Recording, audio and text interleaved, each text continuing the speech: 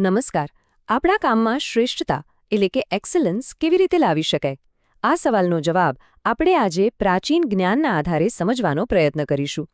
તો ચાલો આ સફર શરૂ કરીએ. એક બહુ સરસ વાતથી શરૂઆત કરીએ કે આપણે જે પણ કામ કરીએ છીએ એ દુનિયા પર આપણી સહી છોડી જાય છે. ખરું ને? મતલબ કે આપણું કામ ખાલી એક પ્રવૃત્તિ નથી, એ તો આપણી ઓળખ છે, આપણી સિગ્નેચર છે.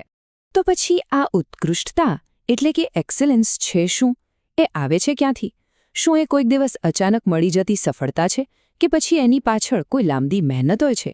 ચાલો આપણે કામ પ્રત્યેના આપણા આખા દૃષ્ટિકોણને જરા નવા દૃષ્ટિકોણથી જોઈએ. જુઓ, અહીં એક્સલન્સ વિશેના બે અલગ અલગ વિચારો છે. એક વિચાર એવો છે કે એ કોઈ અચાનક બનેલી ઘટના છે, જાણે કે પ્રેરણા મળી ગઈ અથવા નસીબ ચાલી ગયું. પણ સાચો દૃષ્ટિકોણ બીજો છે કે સાચી ઉત્કૃષ્ટતા તો એક આદત છે, જેને આપણે ધીમે ધીમે રોજબરોજની મહેનત અને સમર્પણથી કેળવીએ છીએ. અને આ જ સૌથી મહત્વની વાત છે. આપણું કામ ફક્ત પૈસા કમાવાનું સાધન નથી. ના, એ તો આપણા વ્યક્તિત્વનો અરીસો છે. આપણે જેવા અંદરથી હોઈએ, જેવું આપણું ચારિત્ર્ય હોય, એ બધું જ આપણા કામમાં દેખાઈ આવે છે. તો સવાલ એ છે કે આ આદત કેળવવી કેવી રીતે? એના માટે એક ખૂબ જ ઊંડો અને સચોટ ઉપાય આપણને શ્રીમદ ભગવદ્ ગીતામાંથી મળે છે.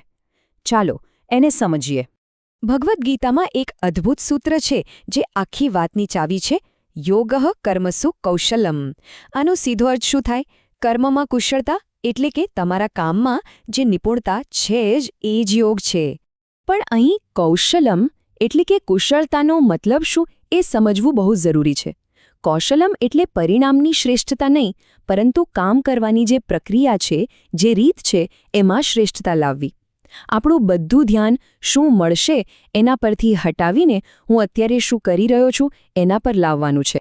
વિચારો, જ્યારે ફળની ચિંતા મગજમાંથી નીકળી જાય તો શું થાય?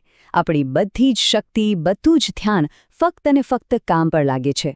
અને જ્યારે આવું થાય ત્યારે સાધારણ કામ પણ અસાધારણ બની જાય છે. આ જ તો રહસ્ય છે. તો આ બધું કરવા માટે સૌથી જરૂરી શું છે? એકાગ્રતા, કોન્સન્ટ્રેશન. ચાલો જોઈએ કે એકાગ્રતાની શક્તિ આ સિદ્ધાંતને કેવી રીતે જીવંત કરે છે. આ વાત બહુ સીધી ને સરળ છે. જો મન ચારે બાજુ ભટકતું હોય તો કોઈ મોટું કામ થઈ શકે? ક્યારેય નહીં. એ તો પેલા વિખરાયેલા પ્રકાશ જેવું છે, જેની કોઈ અસર નથી થતી.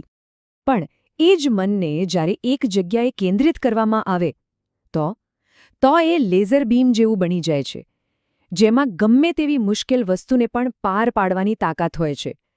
સાચી શ્રેષ્ઠતા માટે આપણી બધી જ માનસિક શક્તિને એક જ જગ્યાએ કેન્દ્રિત કરવી પડે છે. તો આ લેઝર જેવી એકાગ્રતા આવે ક્યાંથી? જ્યારે આપણું મન, આપણી બુદ્ધિ અને આપણો આત્મા આ ત્રણે એક થઈને કામ સાથે જોડાઈ જાય. તમે જોયું હશે, કોઈ કલાકાર કે વૈજ્ઞાનિક જ્યારે કામમાં ડૂબી જાય તો એમને સમયનું પણ ભાન નથી રહેતું. બસ એ જ સ્થિતિ છે જ્યાં સામાન્ય કામ પણ સાધના બની જાય છે. તો ચાલો હવે અંતિમ અને સૌથી મહત્વના પડાવો પર આવીએ. આ બધી ફિલોસોફીને આપણા રોજિંદા જીવનમાં અપનાવવાથી છેવટે મળે શું? આ રસ્તો આપણને ક્યાં લઈ જશે? જ્યારે આપણે આપણા કામને ફક્ત એક જવાબદારી કે બોજ નહીં, પણ ઈશ્વરને અર્પણ કરેલી એક સેવા તરીકે જોઈએ ને, ત્યારે આખો દૃષ્ટિકોણ જ બદલાઈ જાય છે. પછી થાક નથી લાગતો, ઉલટાની સર્જનાત્મકતા, ક્રિએટિવિટી વધે છે અને આપણું કામ જ આપણી પૂજા બની જાય છે. અને આ જ માનસિકતા એ જ સાચી વ્યવસાયિક અને આધ્યાત્મિક સફળતાની ચાવી છે. આનાથી આપણું પ્રોફેશનલ અને સ્પિરિચ્યુઅલ જીવન અલગ અલગ નથી રહેતું, પણ એક થઈ જાય છે. અને એમાંથી જે સંતોષ મળે છે એ અદ્ભુત હોય છે. તો આખી ચર્ચાના અંતે એક સવાલ આપણી સામે આવીને ઊભો રહે છે, અને એ સવાલ પર આપણે સૌએ વિચાર કરવાનો છે કે આપણે આપણા રોજિંદા નાના મોટા કામને સેવાનું સ્વરૂપ કેવી રીતે આપી શકીએ અને એને ઉત્કૃષ્ટતાના શિખર પર કેવી રીતે પહોંચાડી શકીએ.